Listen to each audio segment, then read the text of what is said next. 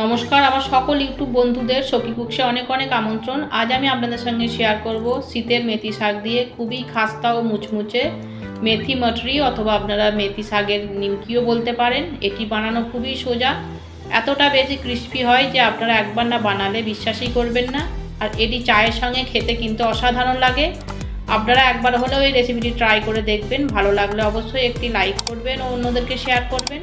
তবে আসুন বন্ধুরা দেখে নিন এই রেসিপিটা আমি কিভাবে বানিয়েছি। তার জন্য সবার প্রথম আমি একটা বাটিতে হাফ বাটি মেথি শাক ভালো করে ধুয়ে কুচি কুচি করে কেটে নিয়েছি। আর শাকগুলো বেশ কুচি কুচি করে কেটে নিতে হবে। এবার এর মধ্যে দিয়ে দেব পরিমাণ মতো নুন, হাফ টিস্পুন লঙ্কা গুঁড়ো, 1 চিমটি হলুদ, আর দিয়ে দেব হাফ টিস্পুন গোলমরিচের গুঁড়ো। দিয়ে এই শাকের সঙ্গে ভালো করে মিশিয়ে নেব মশলাগুলো। এই দেখুন আমি বেশ শাকের সঙ্গে মশলাগুলো ভালো করে মিশিয়ে নিয়েছি। এবার এটাকে ঢাকা দিয়ে 10 থেকে 15 মিনিট রেস্টে রেখে দেব। অন্যদিকে আমি ময়দাটা মেখে নেব। তার জন্য আমি 1 বাটি ময়দা নিয়ে নিয়েছি। আর দিয়ে দেব 1 চামচ সুজি, পরিমাণ মতো নুন, হাফ টিস্পুন জোয়ান, হাফ টিস্পুন কালো জিরে, আর দিয়ে দেবো 1 চামচ সাদা তিল, আর বড় চামচের 1 চামচ ঘি দিয়ে এবার এই সমস্ত উপকরণগুলো ময়দার সঙ্গে বেশ ভালো করে মিশিয়ে নেব।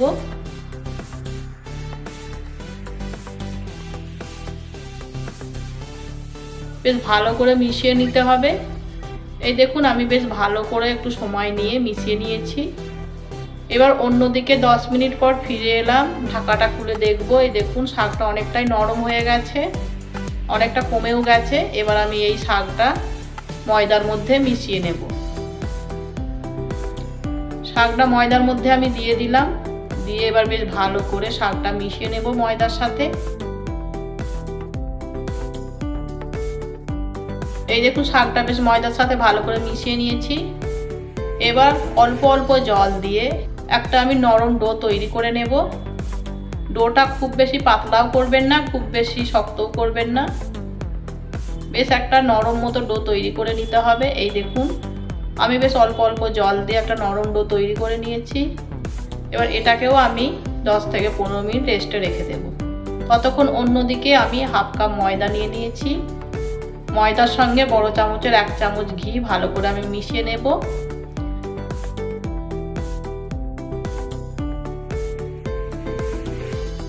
ময়দার ঘি দিয়ে আমি একটা ব্যাটার তৈরি করে নিয়েছি। এই দেখুন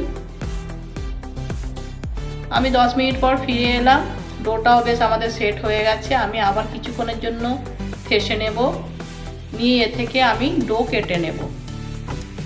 ঠিক যেমন আমরা রুটির ডো তৈরি করি সেই রকমই আমি গোটা 3 লেচি কেটে নিলাম। নিয়ে এবার এই লেচিগুলোকে আমি পাকিয়ে নেব।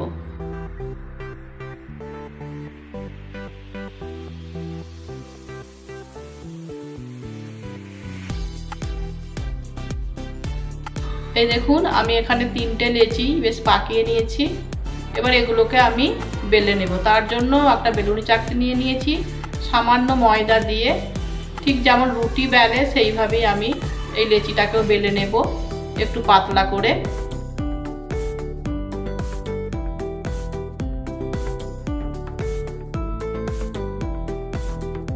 এই দেখুন বেশ আমি পাতলা করে রুটিটা বেলে নিয়েছি। এবার যে ঘি আর ময়দার ব্যাটারটা বানিয়েছিলাম সেটা কিছুটা এই রুটির ওপর ভালো করে মাখিয়ে নেব।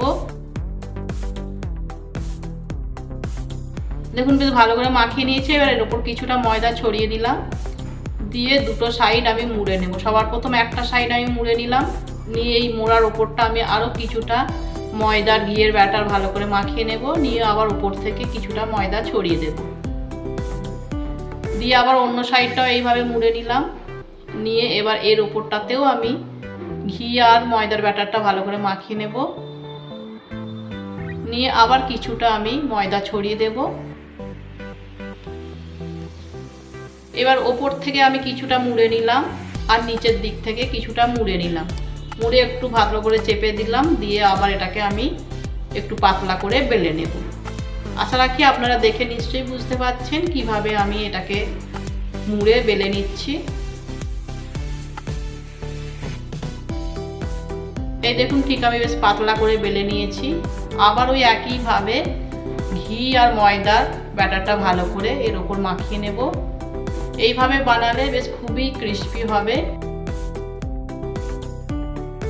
আর ওপর থেকে ছড়িয়ে দিলাম কিছুটা ময়দা, দিয়ে আবার দু সাইড থেকে আমি আবার মুড়ে দেব। আবার এই মোড়ার ওপরটা আমি কিছুটা আবার ঘি ময়দার মিশ্রণ মাখিয়ে নিলাম, আবার কিছুটা ময়দা ছড়িয়ে দিলাম, দিয়ে অন্য সাইডটাও আবার মুড়ে নেব। নিয়ে এবার এটাকে আমি লম্বা করেই বেলে নেব।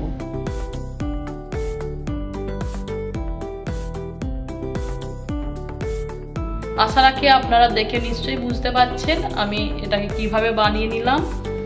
এবার আমি লম্বা করে বেশ একটু পাতলা করে বেলে নিলাম।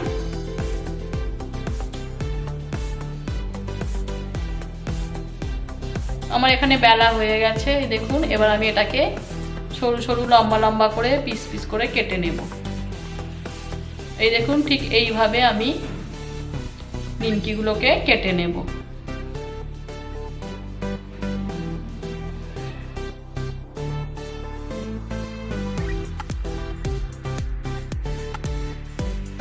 বাকি যে দুটো লেচি আছে সেগুলো ঠিকই একইভাবে আমি বানিয়ে নেব। আমার এখানে সমস্ত নিমকিগুলো কাটা হয়ে গেছে। এই দেখুন কত সুন্দর হয়েছে, বেশ সরু সরু। এগুলো ভাজার পর আরও ফুলে যাবে বা বড় হয়ে যাবে। এবার আমি এগুলোকে একটা প্লেটের মধ্যে তুলে নেব।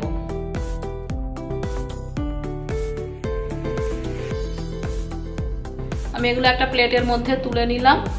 বাকি যে দুটো লেচি ছিল সেগুলোকেও আমি ওই একইভাবে বানিয়ে নিয়েছি।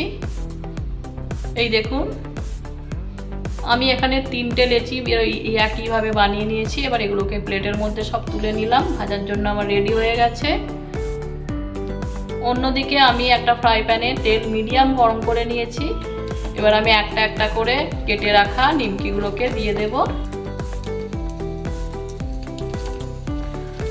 আপনারা অবশ্যই মিডিয়াম আঁচেতে এগুলো উল্টে পাল্টে একটু সময় নিয়ে ভেজে নেবেন, তাহলে বেশ ভালোভাবে ভাজা হয়ে যাবে, খুব ক্রিস্পি হবে।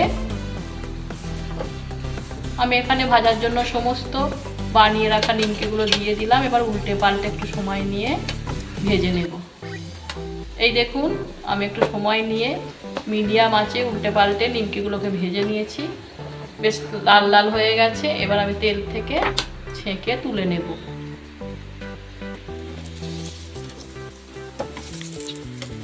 আমি এখানে নিমকিগুলো তুলে নিলাম। আসুন আমি একটা প্লেটের মধ্যে তুলে নিই।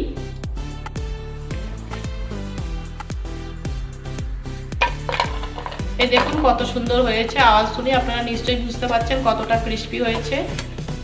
আমি বাকিগুলো ঠিক একইভাবে ভেজে নেব। আমার এখানে সমস্ত নিমকিগুলো ভাজা হয়ে গেছে। এই দেখুন আমার এখানে সমস্ত নিমকিগুলো আমি ভেজে নিয়েছি। তবে আসুন আপনাদেরকে একটা ভেঙে দেখাই। এই দেখুন কত সুন্দর হয়েছে, খুবই ক্রিস্পি হয়েছে। আপনারা একবার হলেও এই রেসিপিটি ট্রাই করবেন। আশা রাখি আপনাদের নিশ্চয়ই ভালো লাগবে।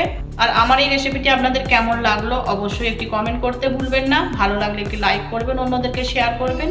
আর এই ধরনের নতুন নতুন রেসিপি আমার চ্যানেলে দেখতে হলে চ্যানেলটিকে সাবস্ক্রাইব করে আপনারা আমার পাশে থাকবেন। আবার দেখা হচ্ছে অন্য আরেকটি নতুন রেসিপির সাথে। ধন্যবাদ।